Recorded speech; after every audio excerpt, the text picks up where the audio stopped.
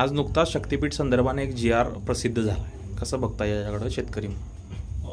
शासनानं आज एक शक्तीपीठ महामार्ग विरोधातले शक्तीपीठ महामार्गासंबंधी एक परिपत्रक जाहीर केलेलं आहे आणि त्यामध्ये सांगलीपर्यंतच्या सगळ्या जमिनी भूसंपादन करण्याचा तो आदेश आहे आणि त्यातून कोल्हापूर वगळलेला आहे. परंतु फक्त वगळत असताना त्यामध्ये सगळ्यात महत्त्वाची एक टिप्पणी आहे की याला अजून जे काही पर्याय आहेत ते पर्याय त्यामध्ये तिथल्या स्थानिक लोकप्रतिनिधींना घेऊन पर्याय शोधा असं सांगितलेलं आहे. खरं म्हणजे हे पर्याय सुद्धा शोधत असताना एका शेतकऱ्याच्या मानावरची सुरी काढायची आणि ती दुसऱ्या शेतकऱ्याच्या मानावर सुरी ठेवायची, ही जी काही सरकारची भूमिका आहे त्याला आमचा प्रचंड विरोध आहेच. कारण शेतकऱ्याच्या जमिनी वाचल्या पाहिजेत ही खरं म्हणजे मुख्य आमची भूमिका आहे. जे काय महाराष्ट्रामध्ये आपल्या शक्तीपीठाला सर्वच शेतकऱ्यांनी विरोध केलेला आहे, सगळ्या महाराष्ट्रानं विरोध केलेला आहे. असं असताना भूसंपादनाचं परिपत्रकच काढणं 100% चुकीचं आहे.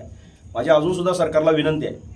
खरं म्हणजे गणपतीची सगळीकडे आरास सुरू असताना, सगळे लोक गणपतीमध्ये व्यस्त असताना, गणेशोत्सवामध्ये व्यस्त असताना सरकार अशा संधीचा फायदा घेऊन हे जे काही परिपत्रक काढलेलं आहे हे खरं म्हणजे सगळ्या भक्तांचा त्यांनी एक प्रकारे अपमान केलेला आहे असं मला म्हणावं लागेल.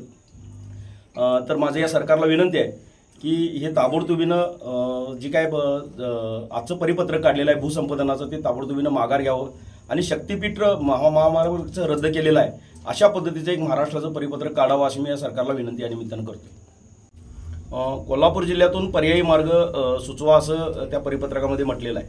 माझी या सरकारला विनंती आहे, पर्यायी मार्ग नाही तर कुठलाच मार्ग या ठिकाणी होता कामा नये. शक्तीपीठ महामार्ग होताच कामा नये, महाराष्ट्रामध्ये होता कामा नये, कोल्हापूरच नाही तर संपूर्ण महाराष्ट्रामध्ये होता कामा नये. कारण आज नागपूर ते रत्नागिरी जो महामार्ग असेल, पंढरपूरला जाणारा महामार्ग असेल, तुळजापूरला जाणारा महामार्ग असेल, कधीही कुठल्याही दैनिकाला, कुठल्याही मीडियामध्ये, सोशल मीडियामध्ये कधीच बातमी नाही की हे ट्रॅफिक सगळं जाम झालेलं आहे, अशा पद्धतीची बातमी कुठंच नाही.